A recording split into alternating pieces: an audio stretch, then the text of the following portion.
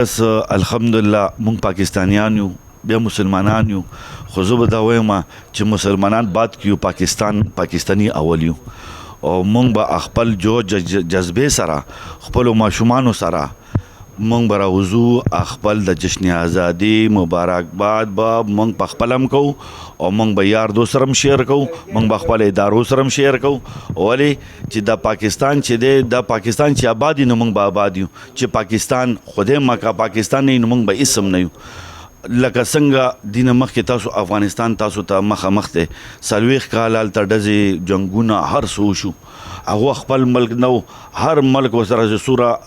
خکولو خي وسره کړی او چې سوره بد کولو بد مسره کړی دي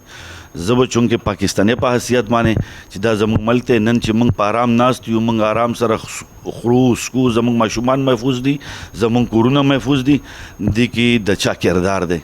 منګه خپل طرف نه د متحده پراپرټي ډیلر اسوسییشن طرف نه او د صوبایي فدریشن طرف نه منګه د 14 اگست مبارکباد پیش کوو هغه خلکو ته هم پیش کوو چې ژوندۍ دي چې کم شهدا دي هغه ته هم پیش کوو چې زمونږ طرف نه او زمونږ ټولو طرف نه د جشن ازادي ډېر مبارک وي پاکستان زنده‌باد پاک آرمی پاینده-باد بالکل منګه داس یو چې مونږ ته چې ښکاری په دې کمره کې ناس یو افیس کې ناس یو مونږ ته امدا ښکاری او مونږ ته په مضافات کې مونږ ته نه ښکاری چې زمونږ سره سکیږي زمونږ بدل ته ډیر مکار دشمن ته مونږ په 10 تاریخ باندې په 10 د مئی باندې چې مونږ کم شکست ورکړیو اب صرف انډیا به یاد نه ساتي بلکې ټوله دنیا به یاد ساتي اخی زمونږ د ادارو پرا کردار دی هغه کې مونږ ګوره هر یو ملک د عوامي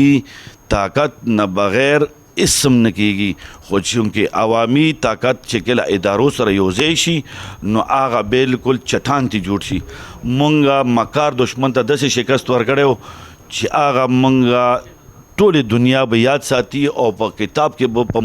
پاک سټډي کتاب کې به ان شاء الله مونږ حکومت ته دا اپیل کوو چې تاسو د پاک سټډي کې ډیر څه زونه شته دا 10 تاریخ ولا واقعیا چې د مونږ انډیا نه کم جنگ غټلو لکه څنګه مونږ 65 جنگ یادو مونږ بل جنگ یادو دا چې د بوختم داراشي چې د زمونږ نه بعد کې کم نسل دی هغه تم پته لګي چې راځي په 10 تاریخ باندې پاکستان چې یو کمال کړو چې هغه شکست صرف انډیا ته نه ورکړي بلکې هغه ټول دنیا ته شکست ورکړي بالکل ډیر ښه سوال لیو کو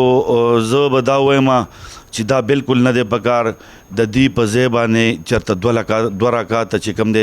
صلات شکرانه وکړې الله نه وغواړې الله ته ووایه چې خدای پاکه مونږ ته د بهترین پاکستان راکړی دلته هر قسم موسم شته که نه مونږ ون ویلینګ کوو مونږ پخپغي راوالو مونږ غریبانان ډسټرب کوو لارې بندي کوو دا بندي کوو نو دینه ښه دا ده چې مونږ د ون ویلینګ نه پرهیز وکړو مونږ هوایي فایرینګ نه پرهیز وکړو او د دې په ځای باندې مونږ ترغیب وچلو چې د دې په ځای باندې راځي نن 14 اگست د پاکستان کې مونږ راځه چې نن یو بوټه بالک کو یو بوټه بخښ کو شجر قریب وکړو او دا به چې بل کال برازي ان شاء الله دې فروټ هم نیو دي بالکل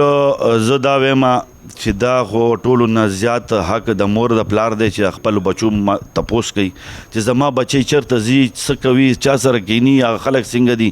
نن صاحبہ ویچ علاج سے احتیاط بہتر ہے خلق وہی کہ نا علاج سے احتیاط بہتر ہے نن صاحبہ ہر کورتا دا منشیات دا آئس او دا قسم نشی رسیدلی دی چې کله خپل بچی مونږه په خپل کنټرول نکو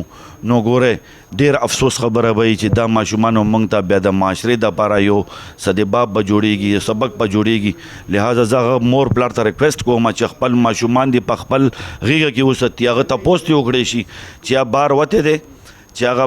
چې هغه معلومات وشي چې هغه ماشوم چرته دی ټلیفون وکړي نن سبا مفت ټلیفون دی ماشوم کله هم نظر نه تاسو غیباوي ما چې هغه 2 ورځې پس راغو یو ورځې پس راغو شپې بارو کا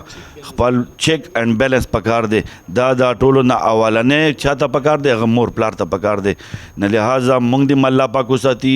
د آیس او تماشونه او د ټول پاکستان دی الله پاک حفاظت وکړي مینوالو ته دا ورکوم چې یو خو مزیدار روزه جشن ازادي ماناو کې خپل د زړه جذبه اوخه چې زمونږ خپل ملک سره څومره جذبه ده او بل دا دی چې د کم غیر طریقې دي لکه ون ویلینګ وغیره دینه دی پرهیز وکړي شي ټولو ته زمادار ریکویسټ دی هوایي فایرینګ دی پکې ونه کړی شي جنگ جګړه پکې ونه کې ولی دا د خوشاله ورځ د جنگ جګړه ورځ نه ده او دین علاوه چې د کم ماشومان کور نه راوځي مور پلار ته دغه د چیرې د چیک اینڈ بیلنس وساتي چې د جشن آزادۍ په اړ کې چې ته نشو نه کی زه پاکستان عوام ته ربا پښتو کې دا وایم څه جان ہے تو جهان ہے ولی چې دا پاکستان آباد مونږ آباد یو او مونږ خپل مل د پاره هم هر قسم قربانۍ ته مخکې مونږ قربانیانې ورکړي دي بیا قربانۍ ته تیار یو پاکستان زندہ باد پاک آرمی پائندہ باد